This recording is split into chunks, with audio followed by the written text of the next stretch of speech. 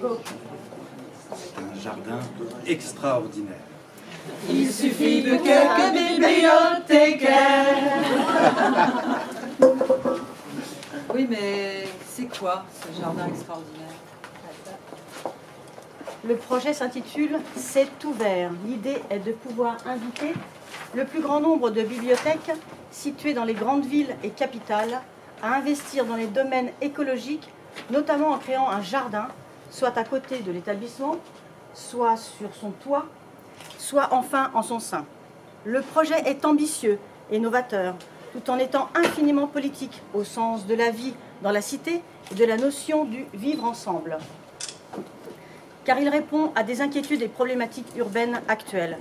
Pollution, densité des populations urbaines, perte des valeurs collectives, traçabilité des aliments et notamment des légumes. Par ailleurs, bibliothèques et espaces verts peuvent faire se recouper bon nombre de notions humanistes. Rien que ça.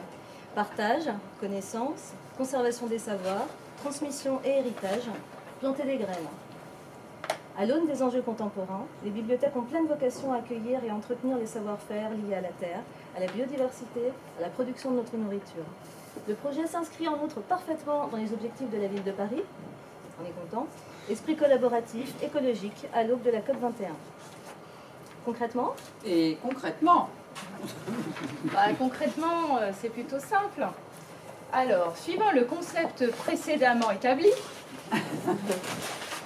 nous avons choisi d'imaginer une bibliothèque municipale parisienne, généraliste, située au dernier étage d'un grand building avec accès au toit sur lequel on trouve un vaste jardin partagé. Voici la modélisation. Donc en fait, vous visualisez un toit avec un dôme par-dessus qui peut s'ouvrir pendant l'été et se recloche, si j'ose dire, pendant la mauvaise saison.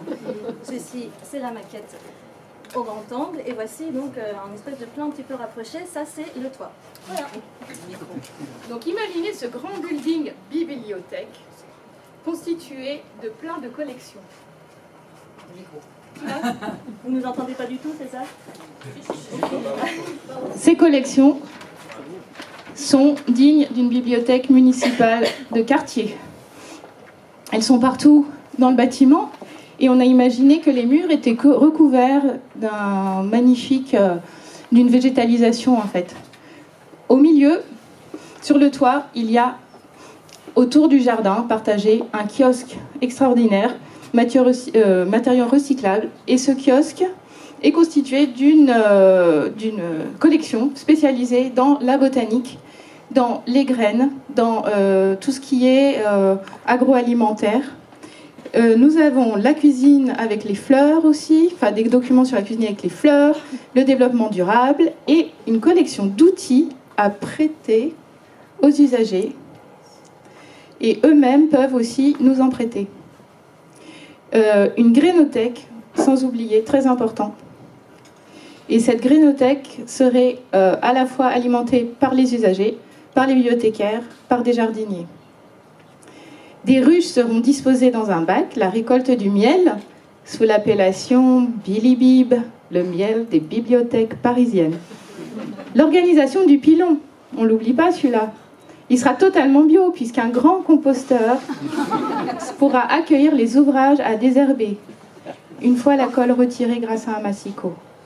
Notre large toit jardin, d'une surface de 1000 m², sera couvert par ce dôme. Essayez de l'imaginer, décapotable en été. Avec l'aide des usagers, nous serons une trentaine d'agents de la ville de Paris, dont des jardiniers, des bibliothécaires, des botanistes. Tout ceci vivra ensemble dans ce lieu extraordinaire.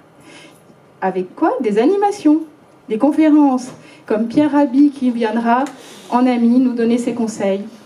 L'association La Ruche qui dit oui, Jean-Marie Pelt et tant d'autres. Pareil, les usagers nous donneront des idées aussi et eux-mêmes pourront intervenir s'ils sont spécialistes d'un sujet. Des ateliers fabrique-t-on à peau, initiation au jardinage, fabrique-t-on nichoir, initiation à l'apiculture, etc. Des projections en plein air. Des jardins du monde, échanges par Skype avec des enfants d'autres pays sur d'autres variétés locales. 2 repas partagés par an pour goûter les bons produits que nous aurons cultivés ensemble. Un concours de citrouilles pour Halloween, des grain crossing et des lâchers de graines, pourquoi pas.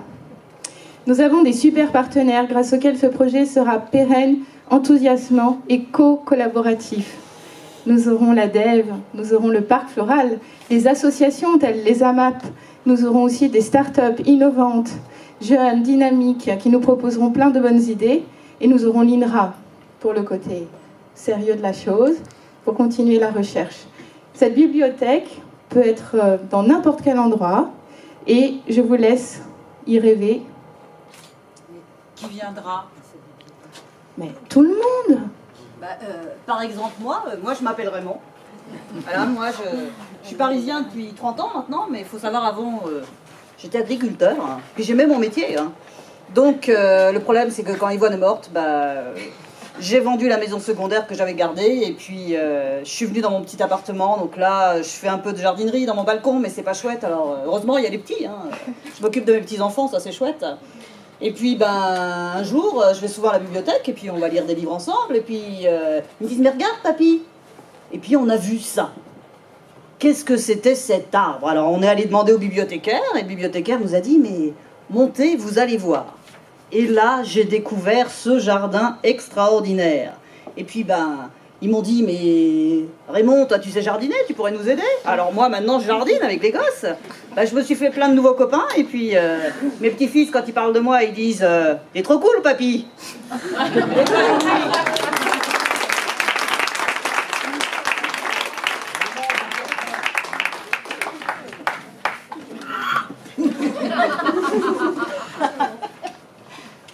Je m'appelle Jean-Louis.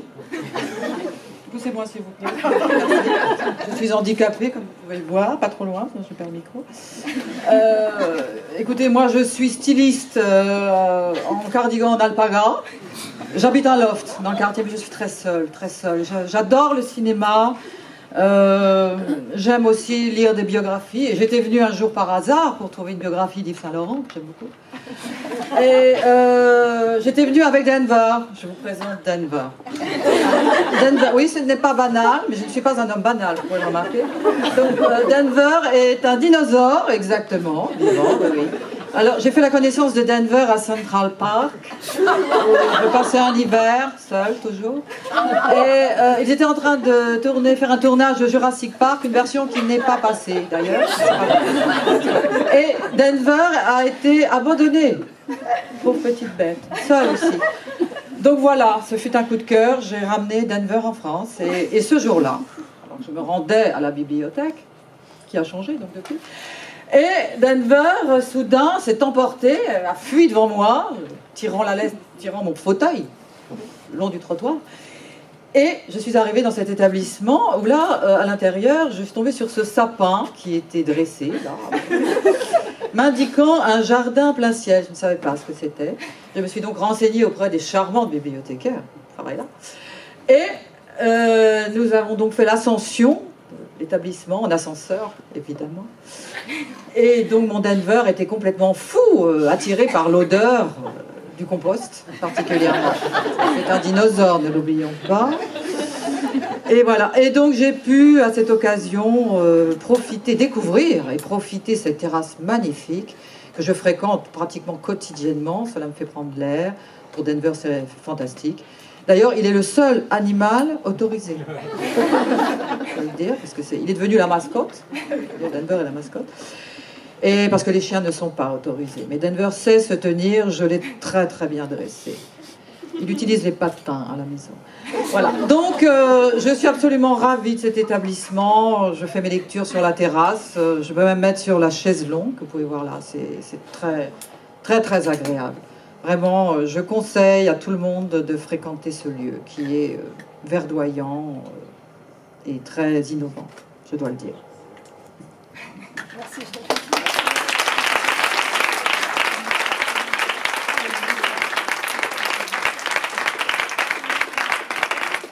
Alors, nous souhaitons remercier les camarades qui nous ont donné Denver comme personnage à caser.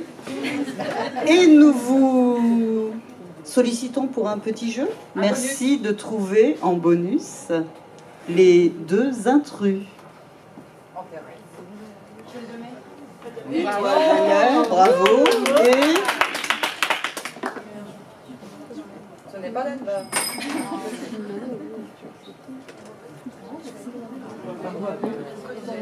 Oui.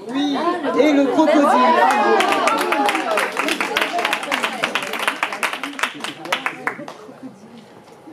Avez-vous des questions? On vous enverra du millibib bientôt, en biberon, en pot, voilà, accompagné du DVD Sauvons la planète. Et quelle planète laisserons-nous à nos enfants? Sauvons Denver. Trouvons une compagnie à Denver. Pas de questions? Des questions, suggestions, remarques, propositions? Après, vous allez avoir une pause, ne vous inquiétez pas. Vous avez des gens pour récupérer le miel ou on peut aussi se former au miel après la... Mais on peut se former au miel, évidemment. En fait, on a des apiculteurs donnés par la ville qui fournissent des formations aux bibliothécaires. Et donc après, on est tous complètement autonomes. On forme les gens du quartier, on s'auto-forme. Après, on mange le miel tous ensemble. Ça va être super. Viens quand tu veux. Voilà. On peut vous laisser le sapin. Parce qu'il est difficilement transportable. Merci beaucoup. Merci.